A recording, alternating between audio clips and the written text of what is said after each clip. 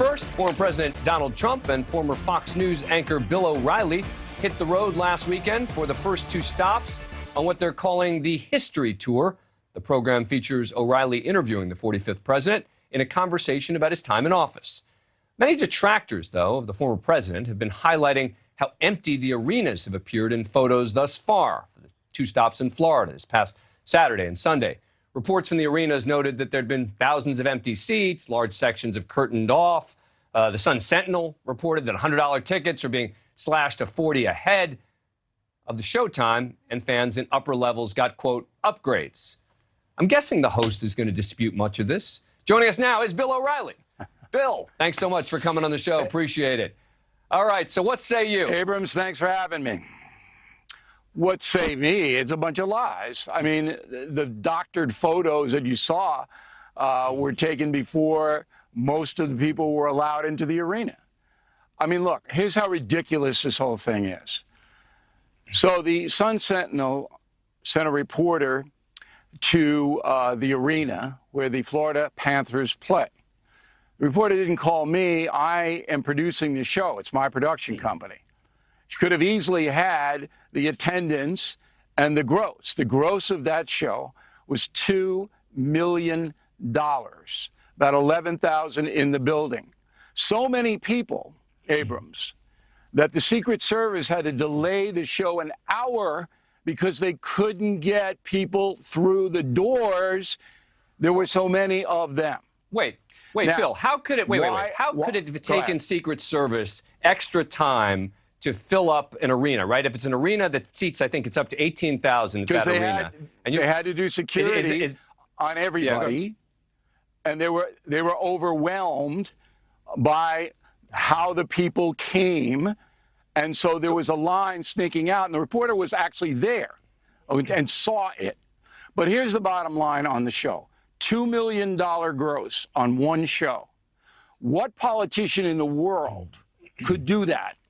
Could Barack Obama do that? Only if he was playing keyboards for the Stones.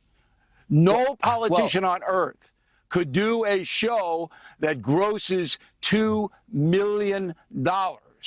And that was the story that these people who hate Trump, and they do, would not report. So all of the reports we're getting about people being upgraded seats, slashing prices before the thing starts, the Daytona Beach News and Journal reports, the Republicans in Volusia were handing out free tickets. All untrue. It's ridiculous, absurd. The four shows, 2 in Florida and 2 in Texas, have so far grossed $7 million plus, okay? Nobody could possibly do this. We didn't slash any prices for anybody. It's line of sight because you have a small stage with President Trump and me on it. If you can't see the stage, we don't sell those seats. Everybody knows that. So did you? But you didn't sell out. Fraud. It's fair. They hate Trump. It's fair to say you did to make Trump look bad. But it's fair to say you didn't sell out. We didn't sell out what? It was impossible to sell it out because of the way the arena was configured. So if you have an 18,000 seat arena, but 6,000 of those seats are out of the line of sight, you can't sell them. It's a big con. The gross is what matters on these shows. And nobody's going to gross $7 million plus on 4 shows. No politician in the world. Why isn't that story being written? Let's move from the size of the crowd. Why isn't that being written? You've just told the story. Well, because I would guess that Barack Obama, for example, you mentioned him, wasn't going out and trying to make money on interviews, right? That he was basically doing this interview with Michelle Obama. They had to add more times to the events. They had the same thing with Bill and Hillary Clinton. Excuse me. My guess is they weren't trying to make money. Oh, stop. Yeah, I mean, okay. I don't know. Look, you asked. That's my guess. The Obamas and the Clinton tour, they couldn't do it. I mean, they just couldn't do it financially. This is a history tour. I put this together. I had to convince Donald Trump to do it. He didn't come to me. And I wanted to get on the record certain things that I didn't know because they weren't reported that happened during his administration. And the headline that we got in Florida was that on January 5th, and this is very important for News Nation viewers, on January 5th, President Trump called the Pentagon, Christopher Miller, the acting defense chief, and asked for the National Guard to be deployed in front of the Capitol and other government buildings because he believed there was going to be so many people on the 6th. Now, that was not done, all right? But that takes away the House committee's allegation that Trump instigated the riot at the Capitol. So that's a big headline. I didn't know that. He stated it, and we have it on the record. I didn't know that either, but he did show up then on the 6th and still made the speech that he made, right?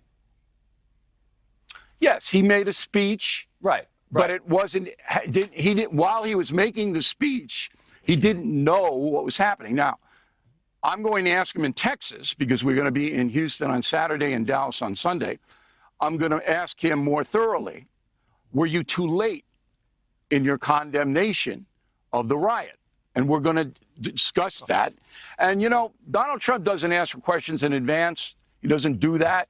He gets up there. He takes the fire. This isn't a cupcake interview.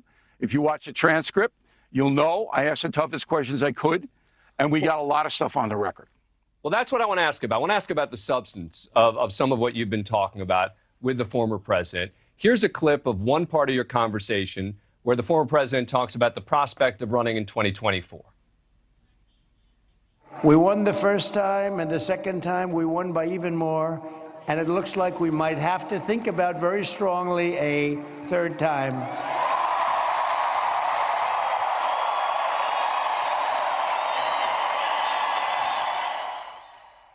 So does the host of the No Spin News, does he tell the former president to stop with the nonsense about having won in 2020?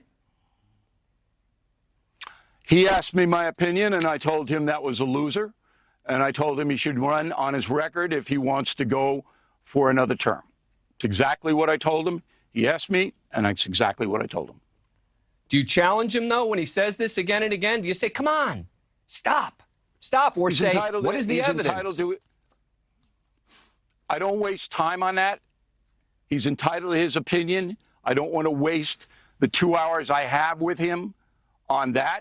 If I say, well, where's your evidence? He's going to come up with 15 things I can't possibly verify. So he's entitled to his opinion. He doesn't believe that the election was honest. Obviously, history will go against him. This is the history tour. And I'm advancing the narrative. And the narrative is he's definitely going to run again unless there's an unforeseen circumstance. That's what the January 6th House Committee is all about. They want to take him off the board so he can't run again. That's what this is all about in the House.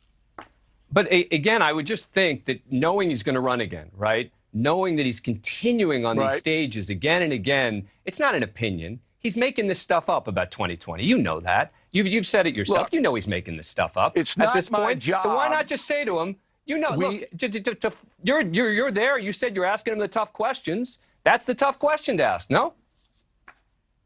No, because it goes nowhere. It goes nowhere. He's not going to change his opinion. He thinks that the election was unfair. Okay. History says it wasn't. Okay. Let's move forward. That's my job. Why do I want to relitigate an election for 2 hours when people are paying good money, all right, to hear what is going to happen down the road? Why do I want to do that? Let's agree. That's a waste of time. Let's agree. Right. Let's agree. It would be a bad show for the people who are there if you keep following up on that issue. Fair? It's a bad show for anybody. It's just a merry-go-round that you can't get off. All right? He sees it that way. History sees it this way. Yeah. All right? He knows the history books are not going to reflect any kind of opinion that he has that it was rigged. He knows that. So let's go move it forward, right? Well, except that he's running again, as you said, and, you know, there are things to be concerned don't vote about. For him. No, but that's not about Don't voting. vote I'm saying, him. putting aside, no, I'm saying people who support him. people who support his policies may still be concerned about 2024 in terms of him claiming again, whether he wins or he loses, some dangerous stuff. Look, Dan, come on, listen to yourself. If they want to be concerned about the last election, they have a right to be concerned about whatever they want. The reality is, if Donald Trump runs, he's going to have to run against a Democrat. Okay, and I'll give your audience this. Hillary Clinton wants the nomination. She knows the Biden administration's fallen apart, which is why you're seeing her surface right now. So it could be a replay. But voters make up their own mind. And everybody knows now, and when Donald Trump asks me, I don't volunteer advice to any president. They ask me, and they all have since Bill Clinton, my opinion on certain things. I told President Trump, run on your record. That's where your strength is. That's it. Let me play one more piece of sound. This is where President Trump was talking about various relationships with some world leaders that he had to deal with. Let's play it. I got along great with Putin. I got along great with President Xi of China. I got along great with Kim Jong-un of North Korea. And isn't that good? Isn't that better than having a nuclear war? I did. I got along great with him. I liked him. He liked me. He wrote me beautiful letters. He wrote me beautiful letters. I called them love letters. And the press said, he's saying he wrote letters. And they are. They are love letters.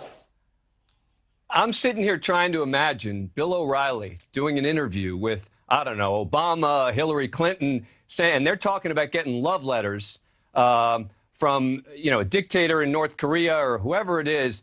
O'Reilly's going to follow up on that and say, wait a sec, love letters? O'Reilly already did. You'll remember the first interview Donald Trump did after he was inaugurated. I told Donald Trump that Putin was a killer, and what are you going to do about him? You'll remember, that's a famous soundbite. And he said, well, we're not so pure ourselves here. So Trump's answer is reflective of Trump's way of governing. He's a deal maker, and he'll make a deal with the devil if he believes the deal is good for the USA. And his posture is, it was better to have Xi and Putin and Little Rocket Man not be belligerent. And if you look back, we didn't have Chinese planes flying over Taiwan or Russian troops massed on the Ukrainian border under Trump. That did not happen.